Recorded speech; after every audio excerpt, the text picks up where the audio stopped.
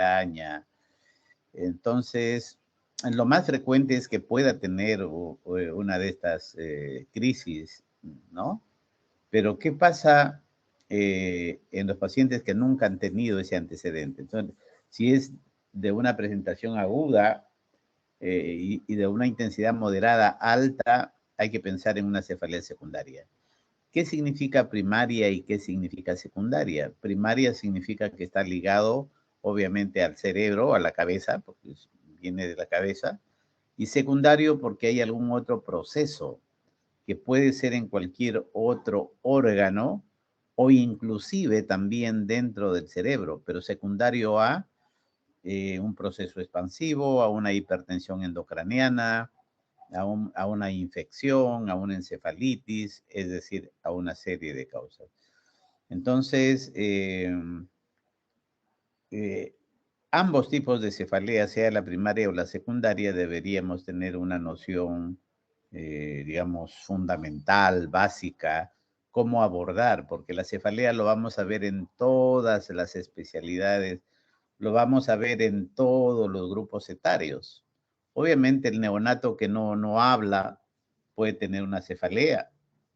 La persona mayor que tiene demencia o que no tiene problemas de lenguaje puede tener una cefalea. Entonces, habrán algunos signos indirectos que nos puedan orientar, sobre todo para esas cefaleas secundarias, a alguna enfermedad crítica, grave, que ponga en peligro la vida de la persona. Entonces, esas son las nociones generales que hay que tener, digamos, para abordar este tipo de problemas.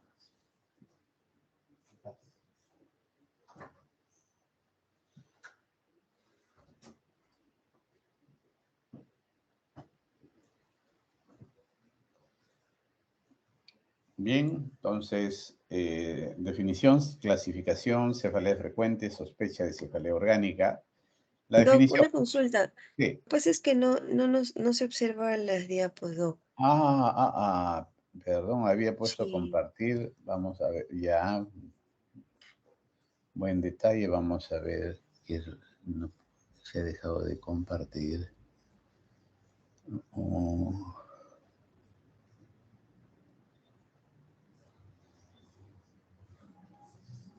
Vamos a achicar esto.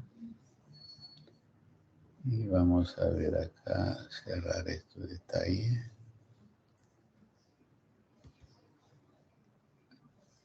¿Ahora están viendo el compartir? ¿Están viendo la pantalla? No, todavía. No digo, Todavía. pero ¿están viendo la pantalla? ¿Mi pantalla están viendo? No, Doc, todavía no. Ya. Vamos a ver. Aquí estoy. Open Share Try. Desktop. ¿Ahora sí? Entré. No, doctor. Sí, ahorita. Share, ya. Ahora sí. Ajá.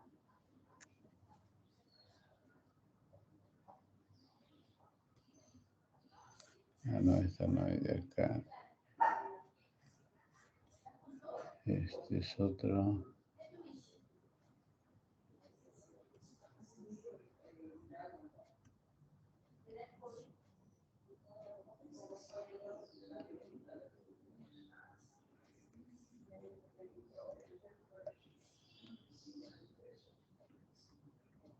Muy bien.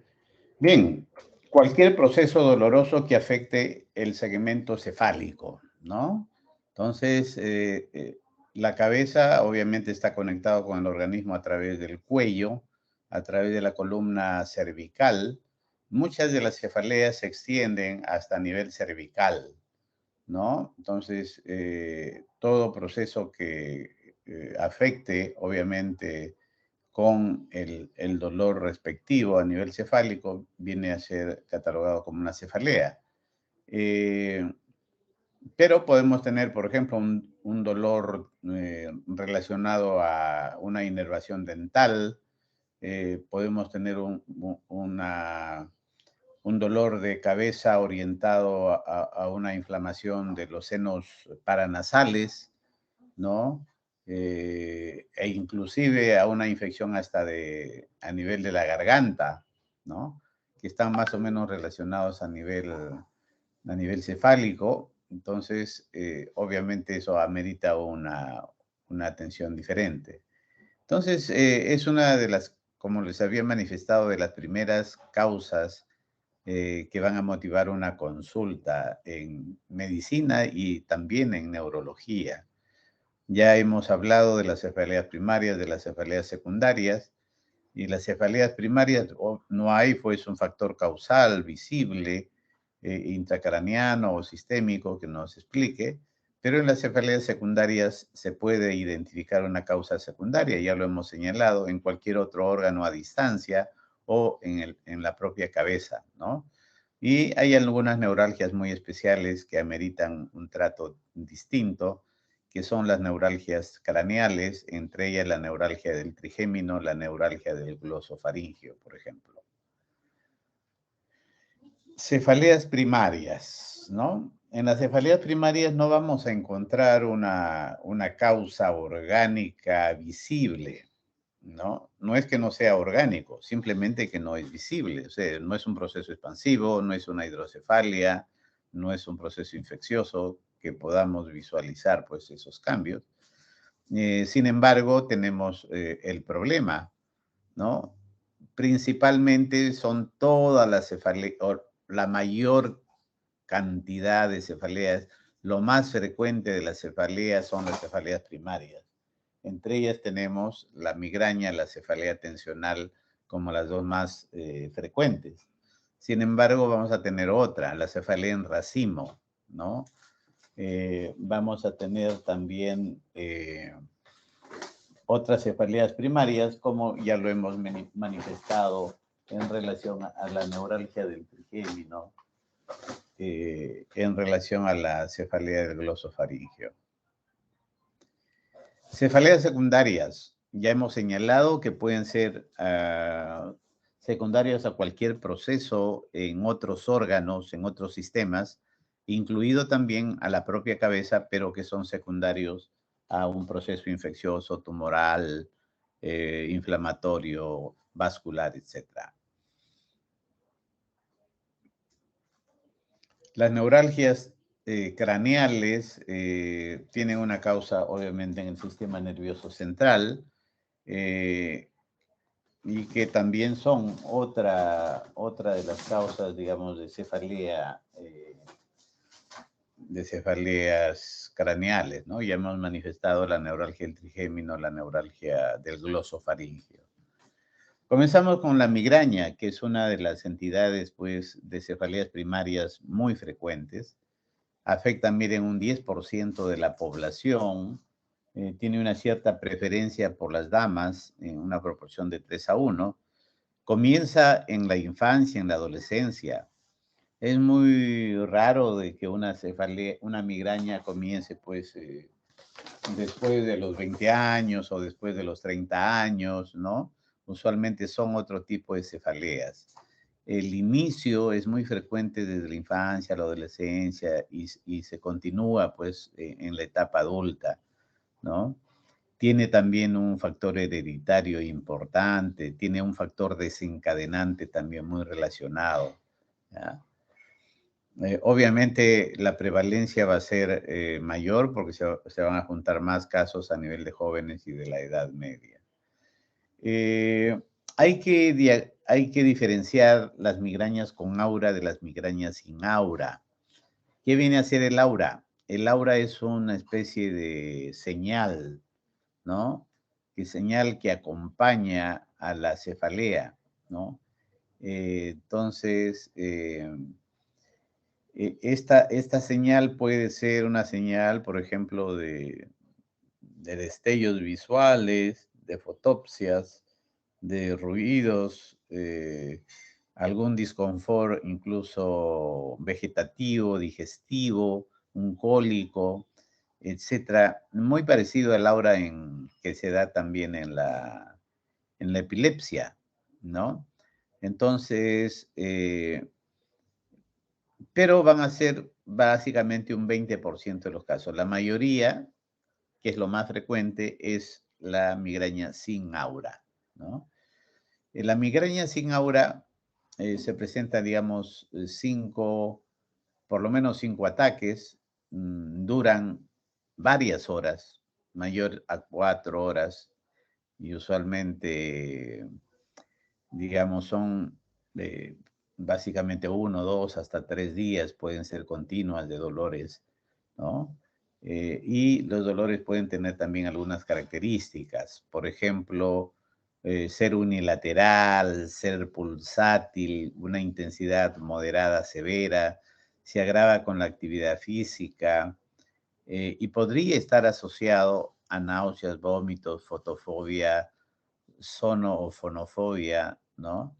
Entonces puede estar asociado a ese tipo de problemas, una migraña sin aura.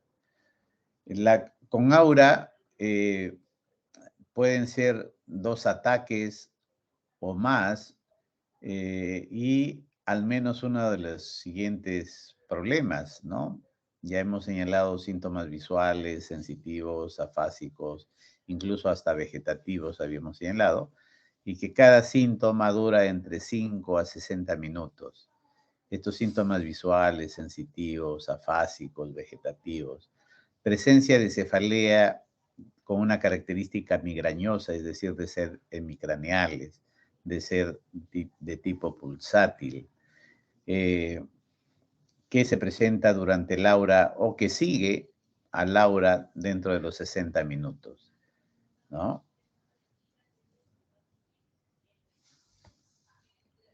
La fisiopatología del dolor. La etiopatogenia del dolor eh, se ha, digamos, postulado varias teorías, muchos en relación a las descargas de los núcleos del trigémino o de neuronas trigeminales, ¿no? Que van a tener una inervación en los vasos del cerebro, por lo tanto, se habla de un sistema trigémino vascular, una asociación entre neuronas y los vasos cerebrales, ¿no? Produciéndose una leve inflamación a nivel de los vasos, produciéndose una liberación de sustancias que van a producir una vasodilatación, y eso es lo que va a ser recogido como una información dolorosa. La etiopatogenia del aura se ha descrito como un proceso de despolarización, es decir, de activación neuronal, ya que está ligado a determinadas áreas en el cerebro, muy parecido a la fisiopatología de un proceso convulsivo. Entonces hay un sistema trigémino vascular asociado a la liberación de sustancias químicas que van a producir vasodilatación y van a producir, por lo tanto, un proceso doloroso, ¿no? Que es recogido fundamentalmente por ramas trigeminales a nivel de la cabeza. Ustedes saben que el nervio por excelencia sensitivo a nivel de la cabeza es el trigémino. El tratamiento de las migrañas digamos, en los procesos iniciales, una aspirina, un paracetamol, es decir, el uso de analgésicos, algunos solos y otros asociados a cafeína, a ergotamínicos, los famosos medicamentos antimigrañosos suelen controlar la crisis. Pero si esta se vuelve más frecuente, ya se usan los ergotamínicos o triptanes. Pero todos estos medicamentos están orientados hacia el tratamiento del dolor, hacia el tratamiento de la crisis.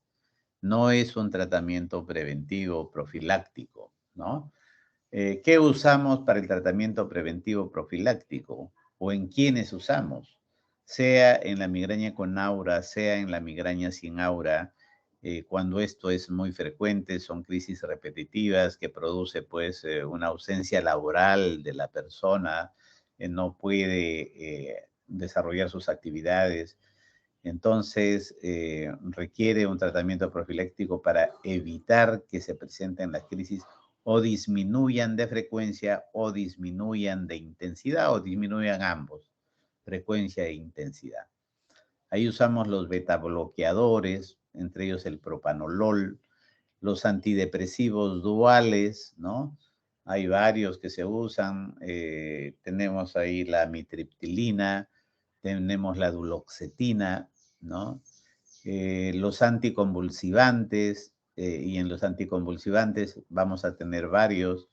Vamos a tener el valproato, vamos a tener el topiramato, por ejemplo, que nos va bien en el control de migraña, sobre todo a nivel profiláctico. Tenemos los bloqueadores de canales de calcio e inclusive la toxina botulínica para algunas cefaleas muy intensas. ¿Y qué hace la toxina botulínica? Va a bloquear determinados nervios a nivel craneal, disminuyendo de esa manera el dolor. Entonces, eso es más o menos la migraña. La cefalea tensional es la más frecuente en realidad de todas las cefaleas, ¿no? Llega a una prevalencia del 60-80%. En el otro veíamos que más o menos es el 10%, ¿ven? El 60-80% de todas las cefaleas es un porcentaje importante.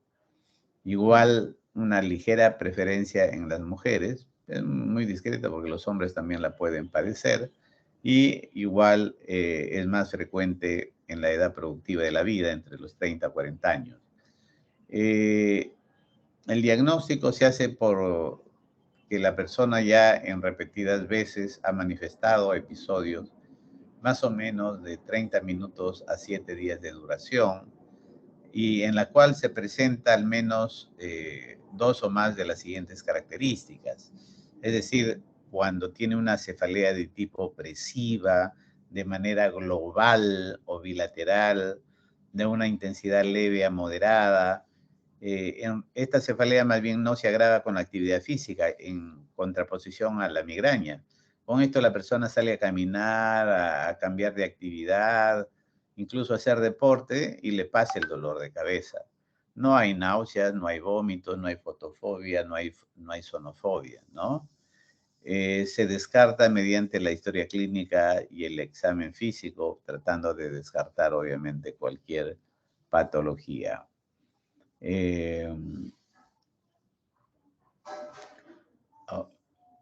Vamos a ver.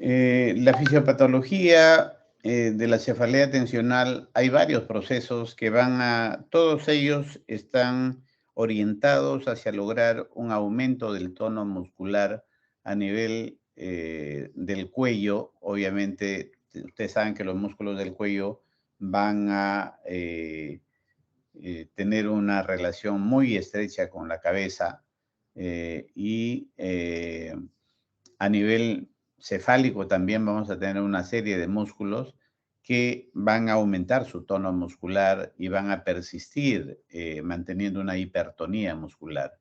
Esa hipertonía muscular lleva a una serie de liberación de sustancias que van a producir el dolor, ¿no? Que se produce un condicionamiento también psicológico, y que a nivel del tronco cerebral, la regulación de estos nervios trigeminales van a tener un control fundamentalmente de sustancia P, de monoaminas, que van a regular el dolor, pero la hipertonía justamente va a producir una serie de cambios musculares que llevan a la isquemia tisular, produciendo obviamente como un ciclo vicioso de mantener un dolor más intenso.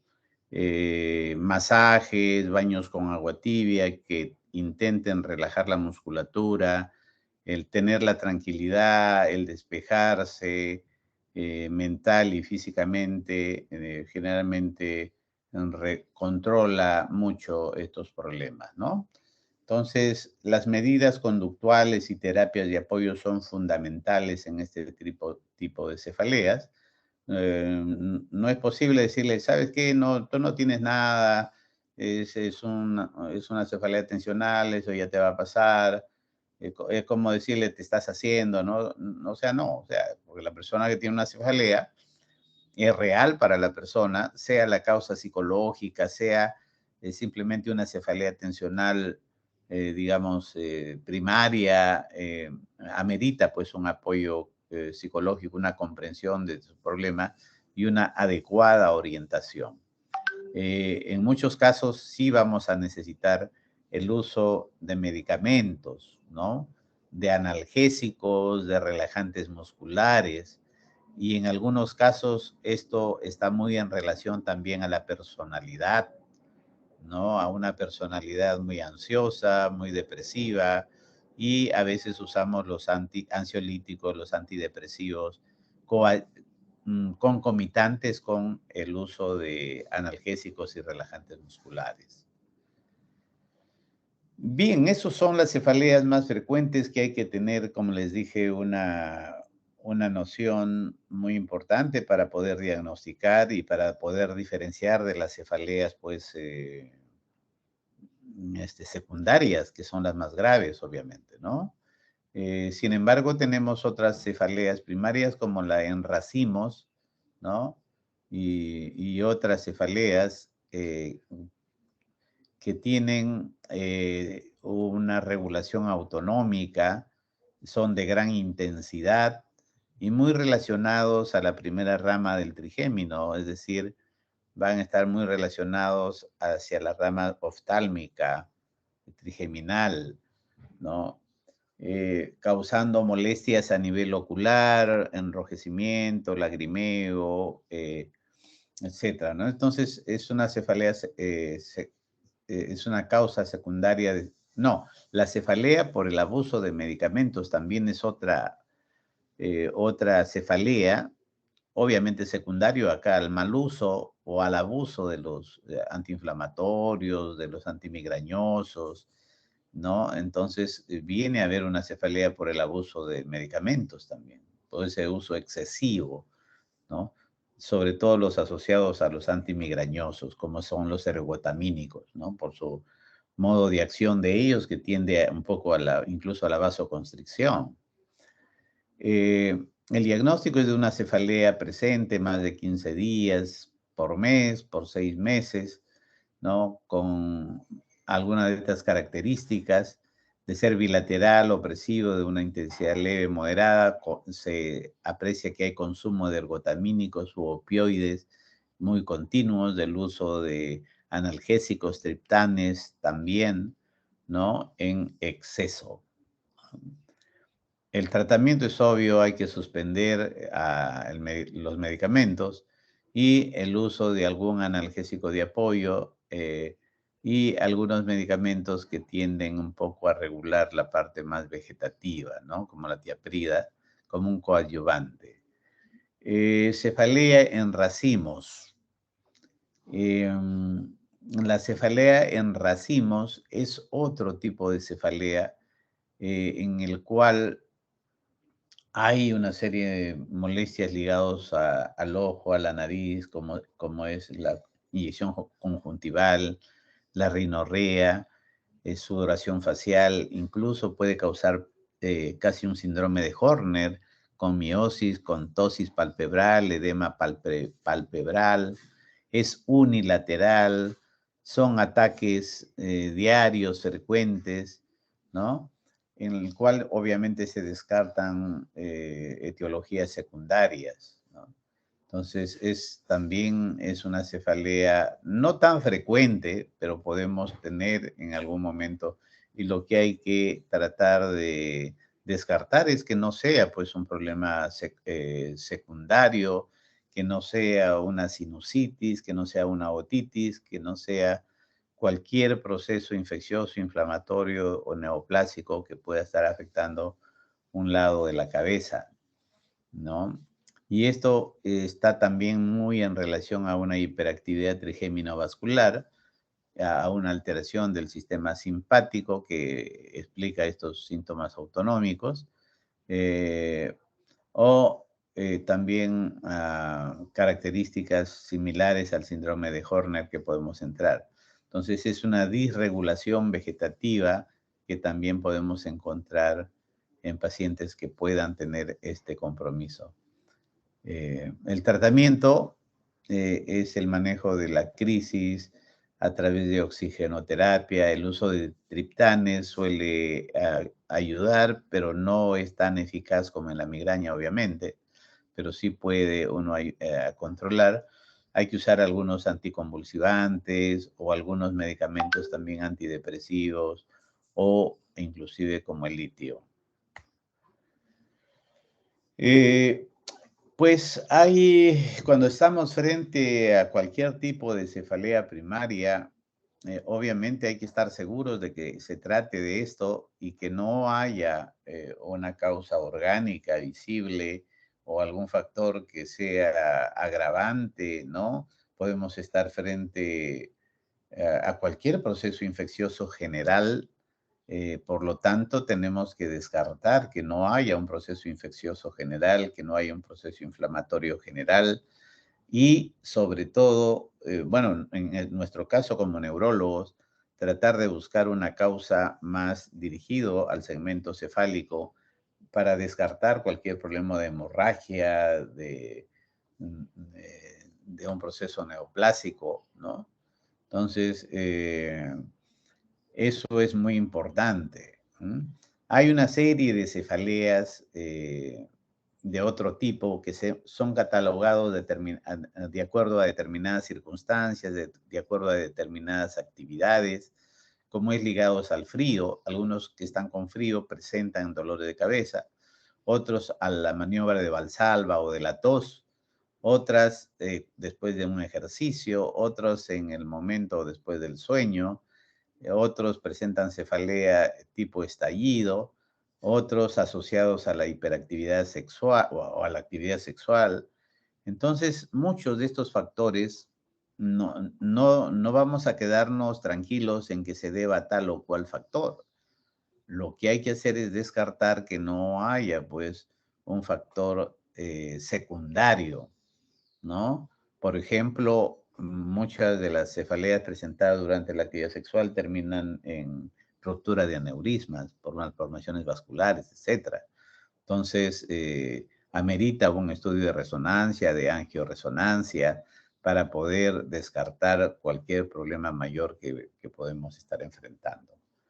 Entonces, tengamos una cefalea, y si esta es muy frecuente, de una intensidad moderada, obligatoriamente tenemos que descartar con una imagen cerebral para descartar cualquier proceso patológico que ponga en peligro la vida del paciente. Eso es fundamental. Entonces va a meritar, obviamente, hacer una adecuada historia clínica con una buena anamnesis, definir muy bien la cefalea y cuáles son esos signos de alarma que nos ayuden a descartar que no se trate, pues, de una cefalea de origen orgánico.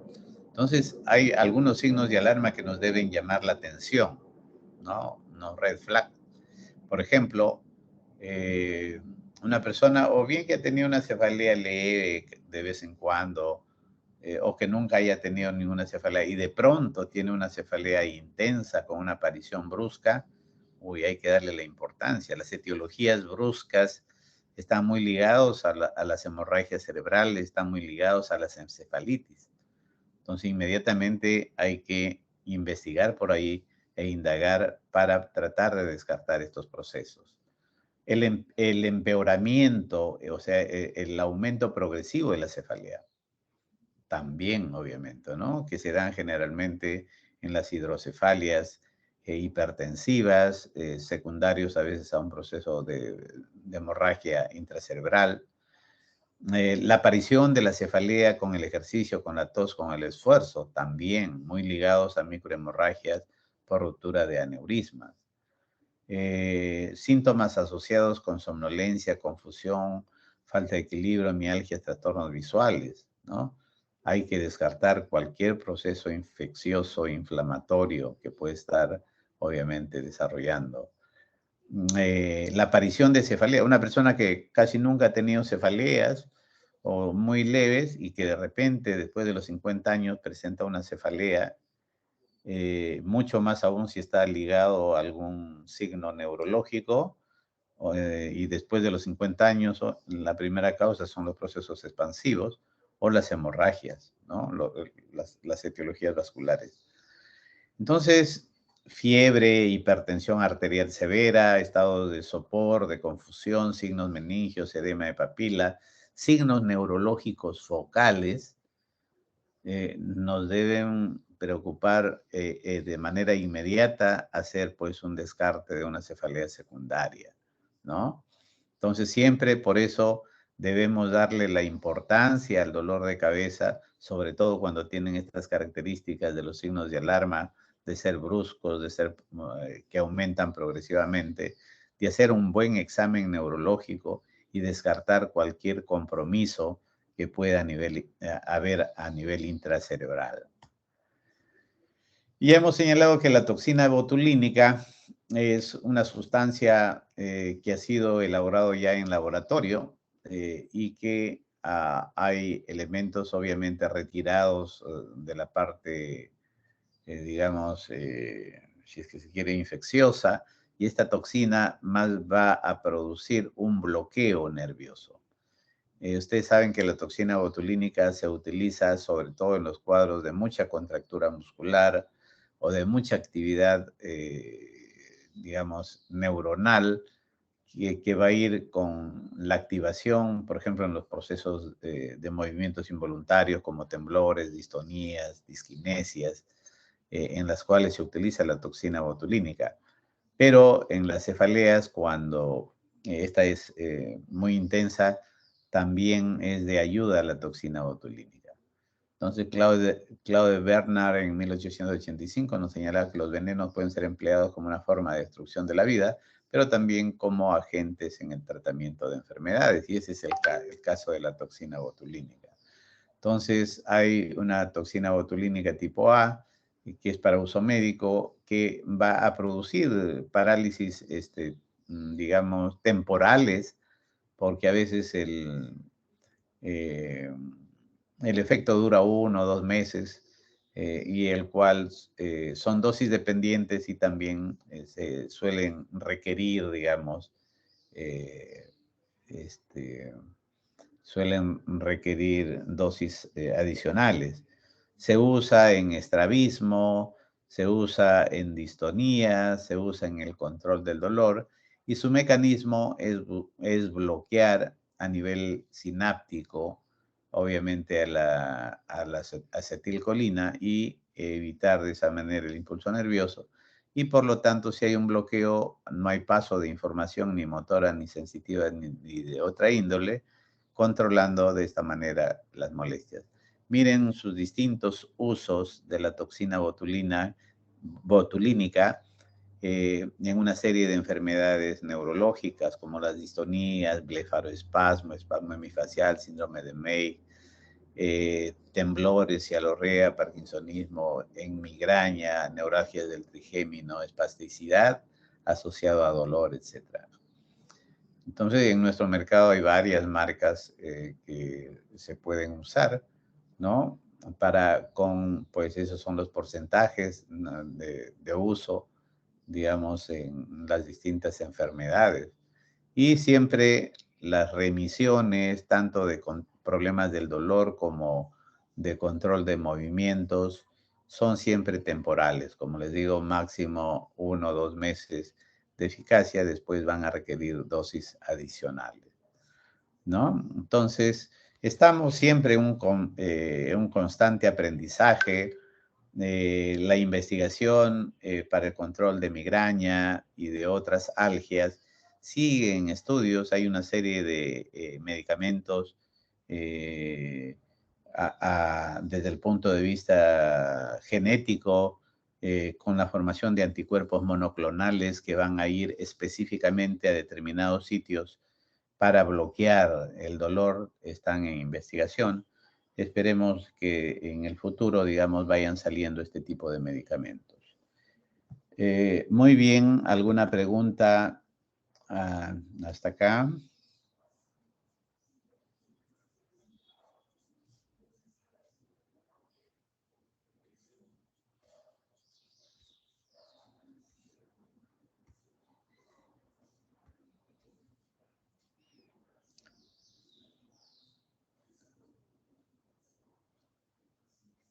Doctor, con usted tenemos el seminario el día viernes de coma Ya. y el día miércoles 23 tenemos la teoría de estado epiléptico.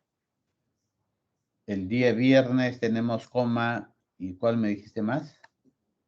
Y el miércoles 23 tenemos la teoría de estado epiléptico. Ya. Listo, entonces nos volvemos a reunir el viernes entonces. ¿A qué Sí, hora es doctor, más o muchas menos gracias. la reunión? ¿A las 8? ¿A las 7?